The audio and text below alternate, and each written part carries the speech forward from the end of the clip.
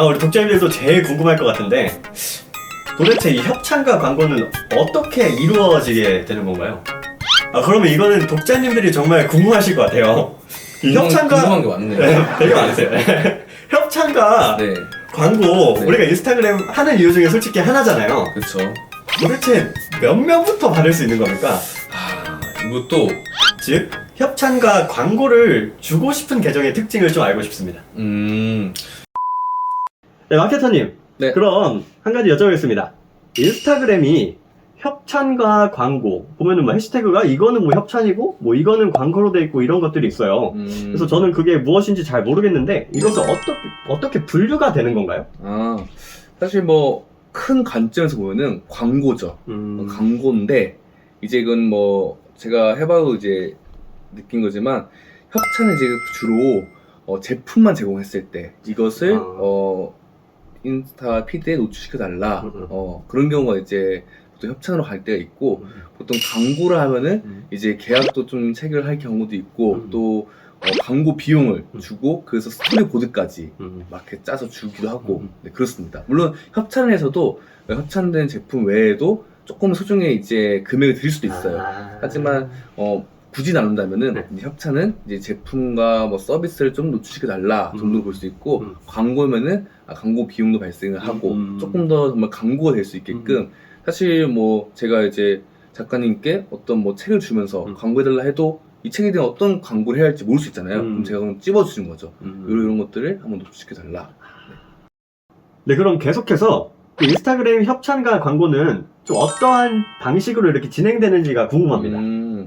뭐 이거는 사실 세부적으로 가면은 또 달라지겠지만은 보통 저희가 광고주가 어떤 요청을 합니다. 이제 이런 신제품이 나왔고 이런 서비스를 런칭하고 싶어서 이거를 흔히 이제 인플루언서 마케팅이라는 말도 쓰고 조금 더 상위 개념은 바이럴 마케팅이라고 하는데요. 이런 바이럴 마케팅을 어떠한 예산에서 또 인플루언서들은 이제 팔로워가 어떻고 또 뭐 카테고리 어떤 이제 구간에서 좀 진행하고 싶다라고 먼저 요청을 주면 저희가 이제 매체를 짭니다. 네, 이제 어떻게 운영할 것이고 바이럴 마케팅 또 인플루언서한테 얼마 예산 쓸 건지 그렇게 되면은 이게 이제 조금 핑퐁을 하면서 광고주에게 최종 펌프를 받게 되면은 이제 인플루언서에게 계약을 하고 이제 그것을 언제까지 노출해달라라고 혹은 뭐 저희가 제품을 배송해야 할 때도 있어요. 혹은 기프티콘을 드릴 때도 있고 그러면은 그걸 전달하고 그리고 일정 기간 내에 그것을 촬영까지 해서 또 이제 피드에 올려주시면 되고 또 그 결과값을 저희가 받게 됩니다.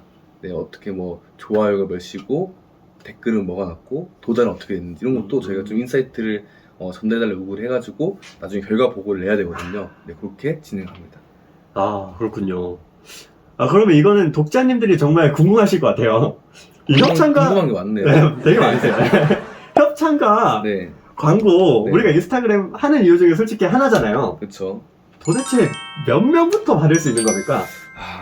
이것도 구간별이 있습니다. 이제 뭐 5,000명 미만 구간, 또 1만에 3만 구간, 3만 5만 구간, 뭐 10만 이상 구간. 이 구간에 있는 것은 사실 저희가 광고비가 또 다르게 지급이 됩니다. 그 사람들이 이미 팔로우 수가 곧 그 사람들한테는 파오기 때문에 저희가 이렇게 광고비를 이제 분산해서 책정을 드리고 사실 근데 이것은 좀 브랜드별로 또 소고 관련 제품별로 조금 다르긴 한 것 같아요. 평균적으로는 한 적어도 5,000명 이상은 돼야 저희가 이제 검색을 하면서도 이 사람한테 노출시켜야 된다. 근데 정말 팔로워는 적은데 계정의 품질이 좋고 뭔가 인사이트가 있다. 이 사람한테 저희가 노출시킬 수 있겠죠. 1,000명대라도 3,000명대라도. 네, 근데 평균적으로는 그래도 좀 뭔가 인플루언서를 한다 하면은 그래도 10,000명 이상은 돼야 네, 저희가 섭외를 하고 진행하고 있습니다. 그러면은 이제 마케터님도 그런 홍보에 관련해서 협찬에 관련해서 이렇게 진행해 보신 적이 있으실 텐데 네. 마케터들이 좋아하는 즉 협찬과 광고를 주고 싶은 계정의 특징을 좀 알고 싶습니다. 조금 더 다르게 좀 표현한다면 마케터가 좋아한다는 것은 곧 광고주한테 보여줄 수 있는 이제 인플루언서라는 얘기가 되겠죠. 그래서 사실 아까 이게 초반에 일부에서 말했던 좋은 계정과 조금 연관이 되는데요. 이 광고 계정이 있어요. 그런 분들은 대부분 광고 글과 광고 뭐 협찬 이런 내용을 쫙 올려요. 그러면은 그런 사람들 쓰기도 합니다. 그럴 때 사실 이게 좀 가성비 차원에서 하나 더 노출시키는 거죠, 채널에. 하지만 좋아하는 것은 내가 만약에 지금 인테리어 소품이면은 인테리어 관련해서 뭔가 피드가 잘 구성되어 있고 또 인테리어를 좋아하는 사람들의 유입이 많은 사람들에게 이 채널에 팔아야 많은 사람들이 이 제품을 또 인지하고 또 구매까지 가겠죠. 그렇기 때문에 그 광고주가 광고를 하려는 제품이나 서비스를 이미 잘 하고 있는, 네. 근데 거기 꼭 1차원적으로 인테리어면 인테리어 소품만 하는 게 아니어도 돼요. 오. 네. 뭐 예를 들어서 작가님께도 인테리어 이제 소품을 이제 저희가 제공할 수 있죠. 그럼 이제 작가님께서 그 책상을 제공받았다면 책상에서 원고 작업하거나 혹은 뭐 시집을 보여주거나 이런 식으로도 뭔가 유관이 이제 연관이 있으면은 저희가 좀 이제 제공하고 그런 편입니다. 그러면은 이제 광고주들이 참 요즘 인스타그램에 광고를 특히 많이 주는 것 같은데, 이렇게 광고주분들이 인스타 인플루언서들에게 광고를 주고자 하는 이유가 마케터님은 무엇이라고 생각하시는지 궁금합니다. 마케팅을 위해서죠. 위해서? 이제 이게 요즘 트렌드를 읽으면 이제 알 수 있는데, 예전에는 사실 TBC 광고, 네. 그리고 이제 옥외 광고, 뭐 버스 광고, 영화관 광고, 신문 광고 이런 것을 굉장히 중요하게 생각했고 실제 광고 효과가 컸고 또 돈을 많이 썼어요, 기업에서. 근데 이제 최근 몇 년 전부터 특히 코로나가 되면서 이 사회가 점점 비대면이 되면서 사람들이 스마트폰, 그다음에 PC를 들여다보는 시간이 더 많아졌거든요. 그러면서 사실 광고라는 것은 어떤 매체를 통해서 사람들이 인식시키는 건데, 사람들이 이제는 TV나 옥외 광고보다도 스마트폰을 더 많이 보니까 스마트폰, 그러니까 결국 디지털 마케팅에 돈을 많이 쓰게 되는데, 또 디지털 마케팅을 하면서도 예전에는 이제 보면 이제 인터넷 뉴스 같은 데 보면은 옆에 배너 광고도 있고, 네. 네이버나 저기 굿땡 가면은 거기도 보면 이제 배너 광고 이런 것들 있잖아요. 그런 것들도 이제 옛날에 광고 효과가 좋았지만은 사실 어떤 것을 구매할 때 요즘 사람들은 특히 젊은 MZ 세대들은 리뷰를 많이 봐요. 네. 사실 인플루언서가 하는 것도 광고고 그런 포털 사이트에 올라가도 광고인데, 사람들이 인플루언서가 뭔가를 하면은 조금 더 친숙하고 뭔가 신미성이 있다라고 느끼거든요. 네, 그리고 자기가 특히나 좋아하는 팔로워가 만약에 광고에 이게 사람들에게 조금 더 신뢰성을 주는 포인트가 아닐까 싶습니다. 진짜 이해가 쏙쏙 되는 게, 저도 물건 구입할 때 누가 써본 거, 그쵸. 이렇게 해본 거를 이렇게 구입하기 때문에, 진짜 이렇게 또 시대의 흐름이 바뀌면서 이렇게 광고주들이 이런 인플루언서들을 많이 찾게 되는, 그렇게 배경이 바뀌게 된 거군요. 네, 그러면은 인스타그램 돌아다니다 보면 마케터님, 네. 요즘 인플루언서들이 너무 많아요. 나 이거 광고 받고 뭐 협찬 받고 막 제가 봐도 별거 아닌데도 막 몇만 명, 몇십만 명 이런 인플루언서들이 되게 많은데, 그 중에 제가 봤던 기사 중에 한 60%, 70% 이상은 이제 인플루언서가 가짜다라는 기사를 봤는데, 이 가짜로, 즉 편법으로 계정을 키우게 되면 이 마케터들 눈에는 그것들이 다 보이나요? 그거는 사실 마케터가 아니어도 보일 수 있습니다. 왜냐면 이게 뭘 보면 되냐면 이 반응을 보면 되는데, 유의미한 반응이 있나, 이게 어떤 거냐면 이제 댓글이나 좋아요나 보면은 팔로우 엄청 많은데 좋아요 댓글이 없을 수 있어요. 그리고 뭔가 컨텐츠의 질도 뭔가 떨어지는 것 같은데 팔로우는 많다, 이미 뭔가 여기서 냄새가 나는 거죠. 그럼 결국 그 사람들은 이제 팔로워는 많아 보이지만 결국에는 광고를 점점 못 받는 그런 계정으로 이렇게 넘어가게 되는 거네요. 네, 그쵸. 사실 뭐 그런 계정한테 일단 광고주는 당연히 광고를 안 주려고 할 거고, 그리고 이건 사실 좀 뭐 여담이기도 하지만 이 광고주들도 자기 브랜드 계정을 그렇게 키우려고 할 때가 있어요. 왜냐면은 실제로 이 계정을 광고하는 이 광고 매체들도 있고, 근데 그건 좀 단가가 씁니다. 네, 그러니까 쉽게 얘기해서 내가 투자한 돈만큼 팔로워가 안 생기고 또 예산을 줄이면은 팔로워가 빠져나가기도 하는 그런 체계인데, 그러다 보니까 쉽고 빠르게 그런 팔로워를 살 수 있는 또 이제 매체들이 있어요. 그러면 뭐 외국인을 살 수도 있고 한국을 살 수도 있고, 그런데 그런 걸 했을 때 문제가 뭐냐면 이제 계정 품질이 떨어져요. 그럼 그게 이제 인스타 알고리즘에서 이제 걸릴 수도 있는데, 그게 되면 가장 좀 심한 경우에는 아예 계정이 전지되거나 삭제될 수도 있다. 네.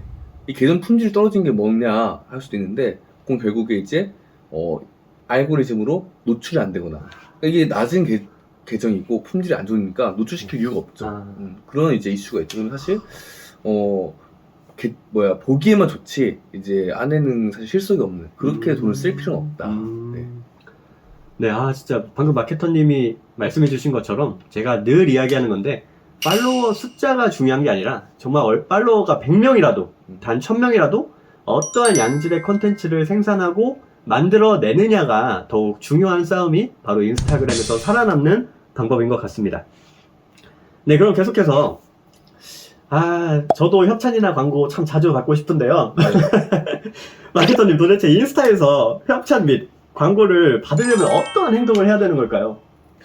이건 조금 질문을 좀 다르게 생각해 볼 필요는 있습니다. 네. 이게 결국에 광고를 받을 계정을 키우고 싶다. 그러니까 나는 이거를 광고 위주로 키우고 싶다 하면은 그쪽으로 컨셉을 잡고 그렇게 리뷰를 잘해주는 컨셉으로 잡아서 운영해야 될 것이고 지금 작가님처럼 나는 나를 브랜딩 시키고 나의 책이나 나의 제품이나 나의 사업을 계속 여기서 마케팅을 또 확산시키고 싶다. 그러면서도 조금씩 내가 뭐 제품을 받아볼 수 있다 하면은 그렇게 가셔야 될 거고. 그러니까 진짜 내가 이거를 부업 목적으로 좀 용돈벌이를 하고 싶다면은 예를 들어서 뭐 리뷰 쓰기 아니면 뭐 맛집 탐방 이런 식으로 쭉 열대로 그게 마케팅이나 광고가 많이 들어올 만한 계정을 픽하고 그렇죠. 아니면 내가 뭐 작가거나 아니면 이제 뭐 필라테스나 뭐 운동을 하고 있으면 그 개인의 브랜드의 가치를 올리고 싶으면은 그 분야로 투입하되 광고나 이런 게 뭐 들어오면 받고 이러한 느낌으로 우리가 채널을 운영하면은 그게 더욱 정상적이고 좋은 채널이 되는 거군요. 네, 맞습니다. 너무 또 좋은 말씀 해주셔서 이해가 쏙쏙 되는 것 같습니다. 네, 그럼 마케터님 마지막 질문을 드리고자 합니다. 인스타그램 참 협찬과 광고 중요한데요. 네. 그럼에도 이 협찬과 광고보다 계정을 키울 때 중요한 것이 있다면? 네. 요즘 시대는 이제 보면은 계속 자기를 남들과 비교해 가면서 중요한 점은 비슷해져 가요. 이 비교하면서 때로는 선망하기도 하고 때로는 질투하기도 하는데 이 문제는 거기서 자기 아까 얘기했던 자기만의 보이스, 나의 색깔을 찾아가는 과정에서 그런 것들이 선순환되면 좋은데 문제는 그런 속에서 비슷해져 가요. 이제 이게 사실 온라인이 더 발생하고 스마트폰이 더 대중화되면서 많은 사람들의 생활 라이프 스타일 또 뭐 현재 어떻게 사는지를 공유를 쉽게 받았잖아요. 예전에는 그냥 내 옆에 있는 친구가 어떻게 사는지 알았습니다. 내 옆에 있는 친구가 뭐 옷은 뭘 입는지, 가방은 뭘 매는지, 신발은 뭘 신고, 뭐 차는 어떤 거 타는지. 하지만 요즘은 수백 명, 혹은 수만 명의 사람들이 어떻게 사는지를 알 수 있고, 뭐야, 나랑 나이가 비슷한데 저 친구는 저렇게 좋은 차를 끄네? 그러면 사실 카푸어도 생겼다고 생각이 들어요. 그러니까 이게 굉장히 좋은 면도 있고 안 좋은 면도 있는데 저는 이제 그런 인스타그램을 통해서든 이 SNS 통해서든 이것을 통해서 결국 자기만의 색깔, 자기만의 스타일, 또 자기만의 멋을 찾아가는 것이 곧 계정을 키우는 거라 생각이 들어요. 이게 굉장히 좀 진부하게 들리고 좀 올드하게 들릴 수 있는데 사실 모든 거의 정답은 이 클래식한 것에 있다 생각합니다. 이 클래식한 것이 그렸을 때 지겹지가 않아요. 그렇죠. 요즘은 뭔가 카테고리가 더 이제 세밀해졌고 그만큼 내가 많은 것들을 보여주는 것보다는 내가 잘 보일 수 있는 것들을 생각하고 거기에 자기 강점을 찾는 것이 좀 중요하지 않을까 생각합니다. 네, 마케터님. 네. 오늘 그 1부의 인스타그램 성장에 관련 팁부터 시작해서 인스타그램 또 협찬과 광고에 대해서 이렇게 또 쉽게 이야기해 주시고 좋은 말씀 해주셔서 진심으로 감사드립니다. 네, 감사합니다. 네, 그럼 독자님도 오늘 마케터님이 해주신 말씀처럼 결국에는 나의 브랜드 가치를 만들어두는데 먼저 목적을 둔다면 여러분들이 SNS를 보다 더 가치 있고 지혜롭게 사용할 수 있지 않을까 저도 조심스럽게 생각해 봅니다. 하여 여러분들이 무슨 사업을 하시든 어떠한 미디어 콘텐츠를 만들어내시든 오늘 했던 이야기들을 잘 접목하셔서 좋은 성과를 이루시기를 진심으로 계속해서 응원하겠습니다. 그럼 좋은 하루 되세요.